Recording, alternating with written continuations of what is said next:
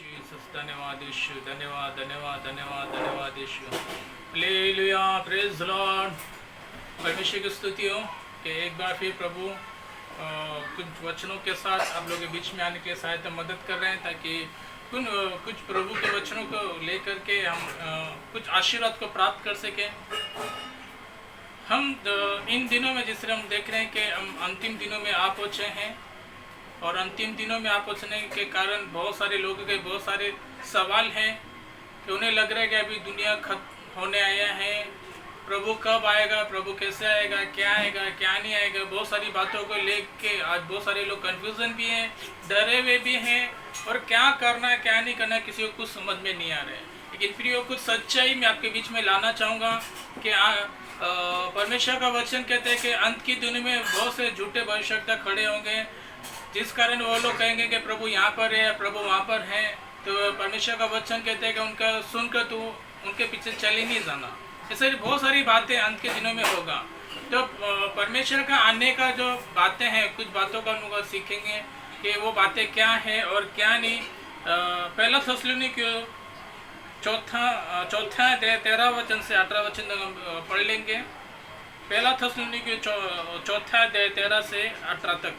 हे भाइयों, हम नहीं चाहते कि तुम उनके विषय में जो सोते हैं अज्ञानी रहो। ऐसा न हो कि हाँ, तुम दूसरों के समान शौक करो जिन्हें आशा नहीं, क्योंकि यदि हम हाँ, विश्वास करते हैं कि यीशु मरा और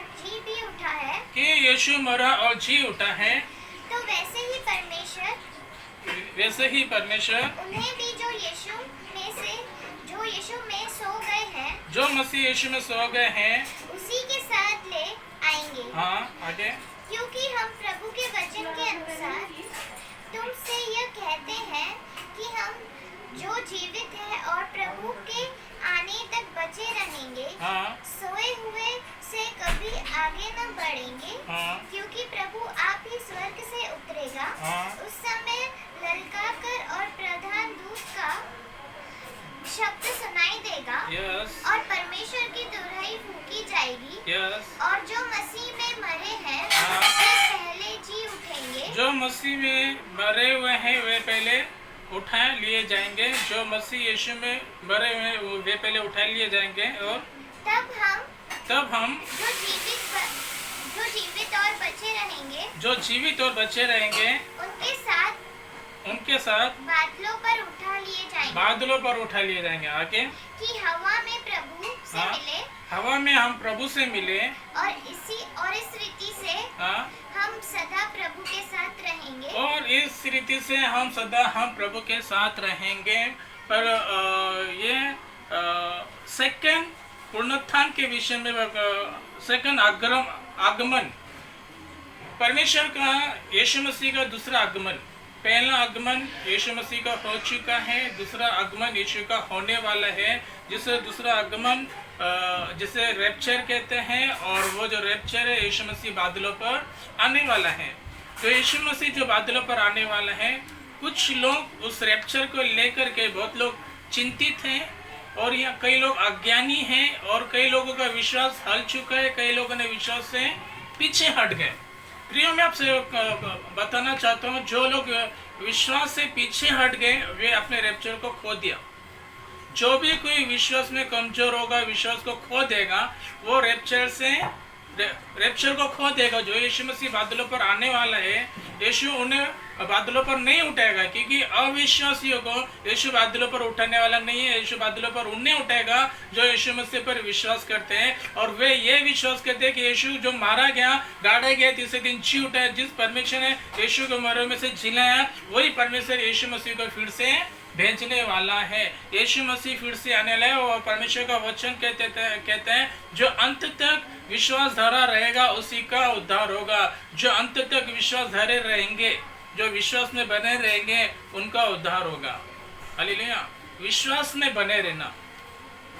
उतार चढ़ाव आएगा, बहुत सारी बातें होगी, बहुत सारी तकलीफें आएंगे, बहुत सारा परेशानी आएगी, बहुत कुछ आएगा, लेकिन हमें मालूम होना चाहिए प्रभु आएगा और हम प्रभु के साथ में उठा लिए जाएंगे। आज बहुत सारे लोग यीशु मसीह के पास आते हैं, कई हद तक यीशु के वचन को सीखते हैं, कई हद तक प्रभु से प्यार करते हैं, कई हद तक प्रभु से आशीर्वाद को पाते हैं, कुछ समय तक प्रभु के साथ में बराबर चलते हैं, एक समय आता है कि वे प्रभु को छोड़ देते। आज बहुत सारे लोगों ने प्रभु के पीछे आए, प्रभु से आशीर्वाद को पाया, पवित्र आत्मा को पाया, अभिषेक को पाया, सामर्थ्य को पाया, लेकिन उनके लाइफ में तकलीफ आई, दुख आया, उतार चढ़ाव आया और उन्हें प्रभु को छोड़ दिया। आपको क्या लगता है, क्या ये बादलों पर उठा लिए जाएंगे?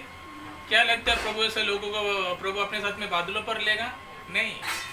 जो विश्वास से खो गए, इसलिए प्रभु का वचन कहते हैं कि तुम सो मत जाओ और तुम अज्ञानी न रहो। सोना क्या है? जब हम प्रभु को छोड़ देते हैं, प्रभु से पीछे हट जाते हैं, प्रभु की बातों को सुनते नहीं है, प्रभु की बातों को समझते नहीं है, प्रभु की बातों को लेते नहीं है, प्रभु की बातों को लेके नहीं चलते हैं, उन्हें कहते हैं मसीह में सोना। और जो प्रभु को छोड़ देते हैं, प्रभु को नाकार देते हैं, वे प्रभु के दूसरे आगमन से वंचित हैं, अनजान है। इसलिए प्रभु का वचन कहते हैं कि तुम दूसरे आगमन से अनजान न रहो। तो बहुत सारे लोग ने प्रभु को छोड़ दिया, लेकिन आज बहुत सारे लोगों के पास एक और सवाल है। कुछ लोग, कोई भी भविष्यवक्ता आता है, कोई भी पास्टर आते हैं कि प्रभु आने वाले, काम धंधा छोड़ दो, ये छोड़ दो, वो छोड़ दो। बहुत सारे लोग काम धंधा छोड़ के बैठ जाते हैं, प्रभु आने वाले। क्या बाइबल में प्रभु ने ऐसा लिखा है कि जब मैं आऊँगा तो अपने दास को बताऊँगा कि मैं कब आऊँगा? बाइबल में ऐसा नहीं लिखा है। यीशु मसीह कहता है मैं जब आऊँगा मुझे ही नहीं मालूम कि मैं कब आऊँगा। यीशु को खुद को नहीं मालूम कि वो बादलों पर कब आएगा। तो तुम किसी भविष्यवक्ता को क्यों सुनते हो, किसी पास्टर को क्यों सुनते हो कि प्रभु अब आएगा, तब आएगा, कल आएगा, परसों आएगा, फलाने समय पर आएगा? हमें किसी पास्टर का नहीं सुनना है, किसी भविष्यवक्ता का नहीं सुनना है, सिर्फ और सिर्फ पवित्र शास्त्र का सुनना है, जो यीशु ने कहा कि जब मेरा पिता मुझे भेजेगा तब मैं आऊँगा। मेरे आने का समय मेरे पिता को मालूम। मैं आपको एक चीज बताना चाहता हूँ प्रियो, यीशु मसीह का आने का समय वो कौन सा है? आज बहुत सारे लोग चिंतित हैं कि यीशु कब आएगा। क्या ये कोरोना वायरस आया कि अभी सब खत्म हो गया, अभी परमेश्वर क्रोध आया, क्या ये रैप्चर का समय है? नहीं, ये रैप्चर का समय नहीं है, ये अंत के दिनों का साइन है। कोरोना वायरस आना, महामारी आना, लॉकडाउन होना, ये बहुत सारी चीजें होना, ये अंत का चिन्ह है। लेकिन रैप्चर अभी नहीं है, रैप्चर होने पर है। लेकिन जो रैप्चर होने पर है उसके लिए एक तैयारी परमेश्वर अपने लोगों से तैयारी को करा रहा है। आपको पता है ये लॉकडाउन में बहुत सारे विश्वासियों का एक अच्छा प्रेयर लाइफ हो गया। लॉकडाउन में बहुत सारे लोग बाइबल पढ़ने लगे, लॉकडाउन में बहुत सारे लोग पश्चाताप करने लगे। ये महामारी से आने के समय पे बहुत सारे बिलियन लोगों के अंदर एक परमेश्वर का डर आ गया। यस गॉड, एक अच्छी बात है परमेश्वर का डर आना। यही जो है परमेश्वर का डर आना, बाइबल पढ़ना, पश्चाताप करना, प्रार्थना करना। जब हम बाइबल में रहेंगे, हम प्रार्थना में रहेंगे, जब यीशु मसीह आएगा तो हमें उठा लिया जाएगा। अभी लॉकडाउन खत्म होगा, लोगों का काम धंधा शुरू हो जाएगा। तो क्या जो हमने लॉकडाउन में जो परमेश्वर के निकट आने का जो समय को हमने पाया था, कि हम खो देंगे? नहीं, जो हमने पाया इस लॉकडाउन में, हमने अच्छा प्रार्थना जीवन लोगों का खुल गया, लोगों को बाइबल स्टडी शुरू हो गया, बहुत लोगों ने उपवास तक भी किया, बहुत लोगों ने पश्चाताप भी किया, बहुत लोगों ने परमेश्वर के पास आकर एक अच्छा समय को बिताया। जो ये समय जो था ये तैयारी का समय है। हालेलुया। कौन सा समय है ये? परमेश्वर अपने लोगों को तैयारी का समय दिया है, और इस समय में परमेश्वर के लोगों ने अपने आप को एक अच्छा समय में अपने आप को तैयार किया। Praise God. इसी तैयारी में हमें रहना है। लेकिन कब तक रहना है? जब तक प्रभु बादलों पर ना आए। ये जो महामारी आई एक शुरुआत है। पवित्र शास्त्र कहते हैं शुरुआत है, और बहुत कुछ आने पर है, और बहुत कुछ आने पर है, और बहुत कुछ होने पर है। सो हमें धीरज धरना है, आत्मिक जीवन में बने रहना है, प्रार्थना में रहना है, और विश्वास में रहना है। हालेलुया। तो यीशु मसीह का जो आने का साइन है, मैं आपको एक चीज बताना चाहूंगा कि यीशु मसीह के आने का साइन क्या है। कब यीशु मसीह बादलों पर आएगा? पवित्र शास्त्र कहता है कि जब तक हर एक व्यक्ति तक सुसमाचार न जाए, जब तक हर एक व्यक्ति तक सुसमाचार नहीं जाएगा, जब तक रैप्चर नहीं, जब तक यही हम लोग तकलीफ में चलते रहेंगे, उतार चढ़ाव चलते रहेगा, बहुत कुछ चलते रहेगा। लेकिन जब वो लास्ट व्यक्ति, आखिरी व्यक्ति जिसे यीशु नहीं मालूम, उससे सुसमाचार गया और उसने सच्चाई को स्वीकारा और उसने कबूल किया यीशु प्रभु है, तब यीशु बादलों पर आ जाएगा, तब वो रैप्चर का समय रहेगा। प्रभु नहीं चाहते कि किसी का नाश हो, प्रभु नहीं चाहते कि कोई भी सुसमाचार से अनजान रहो, कोई भी नहीं परमेश्वर नहीं चाहते कि कोई भी सुसमाचार से वंचित रहे। परमेश्वर चाहते हैं कि प्रभु का सुसमाचार, परमेश्वर का वचन हर एक व्यक्ति तक पहुंचे। तो सुसमाचार हर एक व्यक्ति तक पहुंचने के लिए रैप्चर लेट हो रहा है। प्रियो, आपको पता है रैप्चर हम लोग का 20 साल लेट है। 20 साल रैप्चर हमारा 20 साल पहले हो जाना चाहिए था, लेकिन अभी तक रैप्चर नहीं हुआ है। 20 साल लेट होने का कारण क्या है? सुसमाचार अभी तक जिस तरह लोगों तक पहुंचना था, सुसमाचार जैसे लोगों तक जाना चाहिए था, वैसा सुसमाचार नहीं गए। आज भी बहुत सारे लोगों को यीशु कौन है, यीशु क्या है, यीशु के बारे में नहीं मालूम, इसलिए रैप्चर रुका हुआ है। लेकिन प्रियो, आपको और मुझे भी नहीं मालूम कि वो समय कब आएगा, कि वो कब वो आखिरी व्यक्ति रहेगा जो सुसमाचार उसको मिल गया रहेगा। जैसा आखिरी व्यक्ति को सुसमाचार मिला, तब यीशु मसीह द्वार पर खड़ा है और वो तुरंत रैप्चर आ जाएगा। हालेलुया। तो रैप्चर का बहुत सारे एग्जाम्पल पवित्र शास्त्र में दिए हैं, दृष्टांतों में रैप्चर के बारे में दिए हैं। यीशु मसीह चोर के समान आएगा। चोर के समान आएगा का मतलब क्या है? चोर बोल के नहीं आते हैं, चोर जता के नहीं आते हैं, जो चोर कंफर्मेशन को देख के नहीं आते हैं, चोर अचानक आते हैं। यीशु मसीह क्या बताना चाहता है? मैं अचानक आऊंगा। वो कौन सी घड़ी होगी हमें नहीं मालूम, चाहे वो रात की घड़ी रहेगी, दोपहर की घड़ी रहेगी, शाम की घड़ी रहेगी या सवेरे की घड़ी रहेगी, वो समय कौन सा है नहीं मालूम। पवित्र शास्त्र एक और जगह पर कहते हैं कि 2 जन चक्की पीसते रहेंगे, एक उठा लिया जाएगा, एक छोड़ दिया जाएगा। तो क्या ये रात के समय चक्की पीसते? ये दिन का समय।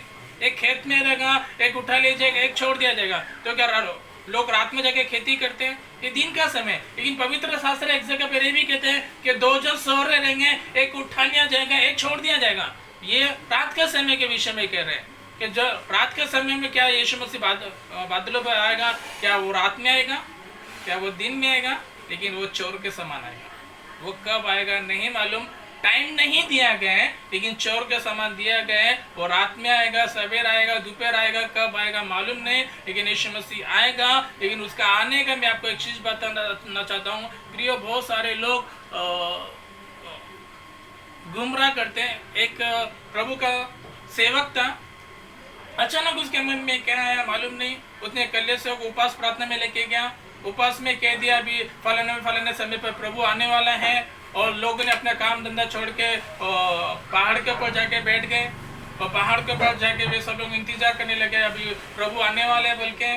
फिर ये पास्टरों को पता चला गया, मैंने जो बोला ये लोग सब करके आके पहाड़ के ऊपर बैठ गए, अगर प्रभु नहीं आए तो ये लोग सब लोग मुझे मारेंगे। तो उसने क्या किया, आइए प्रभु भोजन करे करके प्रभु भोजन के मैच में जहर डाल दिया, उनको भी मार दिया, खुद भी मर गया। कुछ भी होते हैं ऐसे। कई समय पर कई पास्टर लोग बोलते हैं ये समय पर प्रभु आने वाले, वो समय पर आने वाला है। प्रियो, किसके कहने पर मत जाओ, प्रभु का आना का समय, प्रभु अपने समय पर आएगा, लेकिन वो समय तक हमें धीरज से चलना है, विश्वास में चलना है। ये इस लॉकडाउन में जिस तरह आपने अपना आत्मिक जीवन को बनाए रखा था, प्रार्थना में बनाए हुए थे, यही जागृति किससे कहते हैं? जागते रहो, प्रार्थना करते रहो। जागृति जो इस लॉकडाउन में क्रिश्चियनिटी के अंदर, प्रभु के लोगों के अंदर एक अच्छी बातें आ गई।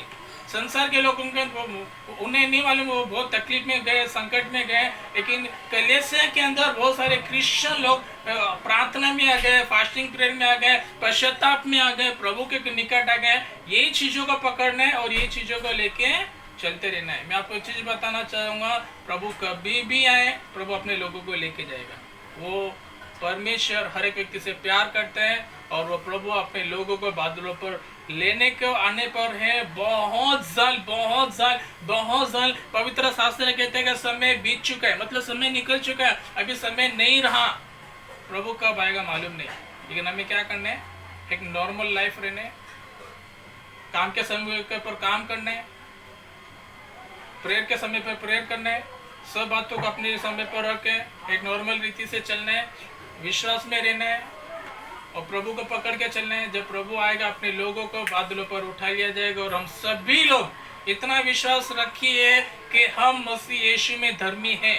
यीशु ने हमें धर्मी बनाया है और यीशु में बादलों पर लेने आएगा। हम सभी लोग एक साथ पलक झपकते हम सभी लोग बादलों पर मिलने वाले हैं। हमें डरने की जरूरत नहीं है, व्याकुल होने की जरूरत नहीं है, परेशान होने की जरूरत नहीं है, चिंताजनक कोई बात नहीं है। प्रभु एक को लेके जाए, कोई एक को लेके नहीं जाएगा, ऐसी बात नहीं है। जो प्रभु के ऊपर विश्वास में बने हुए हैं, जो दुख में, तकलीफ में, संकट में, परेशानी में, हर परिस्थिति में प्रभु के संग चलते गए, प्रभु उनको उठा के लेके जाएगा। लेकिन जिन्होंने तकलीफ आई और प्रभु को छोड़ दिया, प्रभु उन्हें नहीं लेके जाएगा।